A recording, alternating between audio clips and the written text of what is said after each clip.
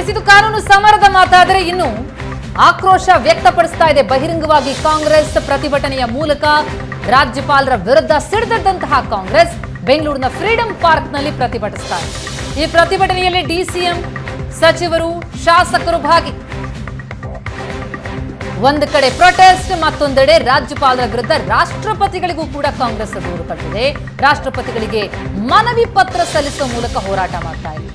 Email ಮೂಲಕ ರಾಜ್ಯಪಾಲರ ವಿರುದ್ಧ ರಾಷ್ಟ್ರಪತಿಗಳಿಗೆ ಮನವಿ ಪತ್ರ ಸಲ್ಲಿಕೆಯಾಗಿದೆ. ದೃಶ್ಯಗಳನ್ನು ನೋಡ್ತಾ ಇದ್ದೀವಿ. ಒಂದು ಕಡೆ ಕಾಂಗ್ರೆಸ್ನಿಂದ ಪ್ರತಿಭಟನೆ, ರಾಜ್ಯಪಾಲರ ಆದೇಶದ ವಿರುದ್ಧ ಆಕ್ರೋಶವನ್ನ ಹೊರಹಾಕ್ತಾ ಇದ್ದಾರೆ. ಮತ್ತೊಂದೆಡೆ ಅದಕ್ಕೆ ಕೌಂಟರ್ ಆಗಿ ದೋಸ್ತಿಗಳ ಪ್ರೊಟೆಸ್ಟ್. ರಾಜ್ಯಪಾಲರ ಆದೇಶವನ್ನ ಬೆಂಬಲಿಸಿ ಸಿಎಂ ರಾಜೀನಾಮೆ ಕೊಡಬೇಕು ಅಂತ ಆಗ್ರಹಿಸಿ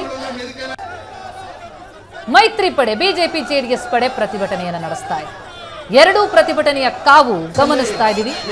ಕಾಂಗ್ರೆಸ್ ವರ್ಸಸ್ ದೋಸ್ತಿ ಪಡೆಯ ಪ್ರೊಟೆಸ್ಟ್ ಸಮರ. ಬೆಂಗಳೂರಿನ ಫ್ರೀಡಂ ಪಾರ್ಕ್ನಲ್ಲಿ ಕಾಂಗ್ರೆಸ್ನಿಂದ ಪ್ರತಿಭಟನೆ. ಈ ಪ್ರತಿಭಟನೆಯಲ್ಲಿ ಶಾಸಕರು, ಸಚಿವರು, ಕಾಂಗ್ರೆಸ್ನ ಸಂಸದರು ಎಲ್ಲರೂ ಕೂಡ ಭಾಗಿಯಾಗಿದ್ದು ಸಿಎಂ ಬೆನ್ನಿಗೆ ನಾವಿದ್ದೇವೆ ಎನ್ನೋ ಸಂದೇಶ ರವಾನಿಸ್ತಾ ಇದೆ. ಮೂಡ ಅಭಿವೃದ್ಧಿಗಾಗಿ ಪಡ್ಕೊಂಡಂತಹ ಜಾಗಕ್ಕೆ ಬದಲಿಯಾಗಿ ಕೊಟ್ಟ ನಿವೇಶನ ಸಿಎಂ ಪತ್ನಿಗೆ ಕೊಟ್ಟದ್ದು ಅಕ್ರಮ ಅಂತ ದೂರೇನು ಸಲ್ಲಿಕೆ ಮಾಡಿತ್ತು. ಆ ದೂರಿಗೆ ಸಂಬಂಧಪಟ್ಟಂತೆ ತನಿಖೆಗೆ ಅನುಮತಿಯನ್ನ ಕೊಡಿ ಅಂತ ಪೂರ್ವಾನುಮತಿಯನ್ನ ರಾಜ್ಯಪಾಲರಿಂದ ಪಡೆದ್ರು ದೂರುದಾರರು. ರಾಜ್ಯಪಾಲರು ಪೂರ್ವಾನುಮತಿಯನ್ನ ನೀಡಿದ್ರು. ಅದರ ವಿರುದ್ಧವಾಗಿ ಈಗ ಕಾಂಗ್ರೆಸ್ ಈ ರೀತಿ ಪ್ರತಿಭಟನೆಯನ್ನ ಹಮ್ಮಿಕೊಂಡಿರುವುದು. ಫ್ರೀಡಂ ಪಾರ್ಕ್ನಲ್ಲಿ ಆಕ್ರೋಶದ ಕಿಚ್ಚು ಕೇಳಿ ಬರ್ತಾ ಇದೆ. ಅದಕ್ಕೆ ಕೌಂಟರ್ ಆಗಿ ದೋಸ್ತಿ ಪಡೆ ವಿಧಾನಸೌಧದಲ್ಲಿ ಪ್ರತಿಭಟಿಸ್ತಾರೆ. ಸಿದ್ದರಾಮಯ್ಯ ಅವರು ರಾಜೀನಾಮೆ ಕೊಡಬೇಕು ಅಂತ ದೋಸ್ತಿ ಪಡೆ ಆಗ್ರಹಿಸ್ತಾ ಇದೆ. ಈ ಬೆಳವಣಿಗೆ ಕುರಿತಂತೆ ಡೀಟೇಲ್ಸ್ ಕೊಡ್ತಾ ಹೋಗ್ತಾರೆ ನಮ್ಮ ರಿಪೋರ್ಟರ್ ಮಾರುತೇಶ್ ಈಗ ಸಂಪರ್ಕದಲ್ಲಿದ್ದಾರೆ.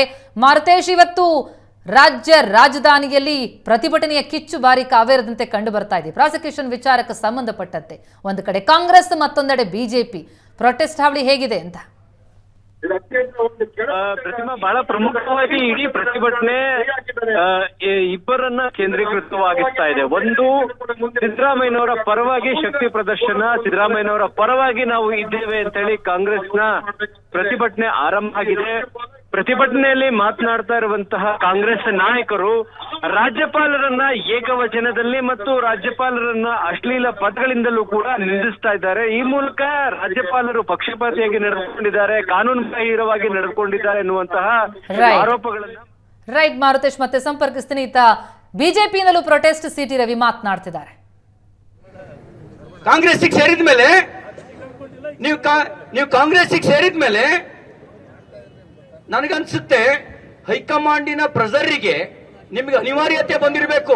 ಅರ್ಕಾವತಿಯಲ್ಲೂ ಲೂಟಿ ಮಾಡುವ ಅನಿವಾರ್ಯತೆ ಬಂದಿರಬೇಕು. ಹಿಂದೂ ಲ್ಯಾಬ್ನಲ್ಲೂ ಡಾಕ್ಟ್ರೆ ಹಿಂದೂ ಲ್ಯಾಬ್ನಲ್ಲೂ ಕೂಡ ಲೂಟಿ ಮಾಡೋದಕ್ಕೆ ಅನಿವಾರ್ಯತೆ ಬಂದಿರಬೇಕು. ಆಮೇಲೆ ಮಹರ್ಷಿ ವಾಲ್ಮೀಕಿ ಅಭಿವೃದ್ಧಿ ನಿಗಮದಲ್ಲೂ SC ST ಹಣವನ್ನ ಲೂಟಿ ಹೊಡೆಯೋದಕ್ಕೆ ಅನಿವಾರ್ಯತೆ ಬಂದಿರಬೇಕು. ನಿಮ್ ಕಾಂಗ್ರೆಸ್ನಿಗರಿಗೆ ಭ್ರಷ್ಟಾಚಾರವನ್ನು ಸಮರ್ಥಿಸುವಂತ ಅನಿವಾರ್ಯತೆ ಇರಬಹುದು. ರಾಜ್ಯದ ಜನರಿಗೆ ಇಲ್ಲ.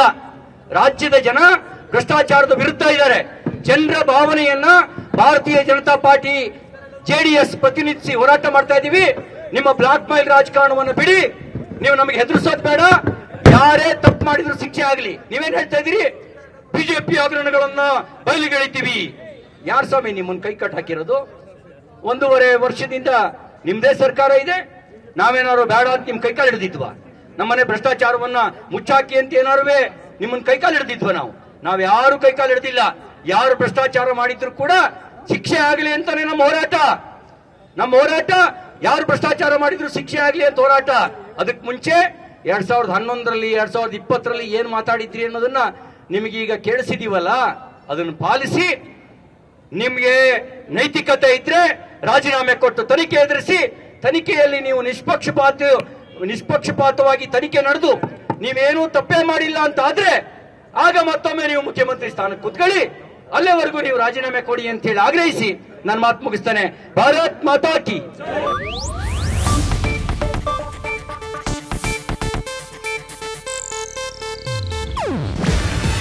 ಇದು ಏಷ್ಯಾನೆಟ್ ನ್ಯೂಸ್ ನೆಟ್ವರ್ಕ್ ಪ್ರಸ್ತುತಿ. ನೀವು ನೋಡ್ತಿದ್ದೀರಾ ಏಷ್ಯಾನೆಟ್ ಸುವರ್ಣ ನ್ಯೂಸ್.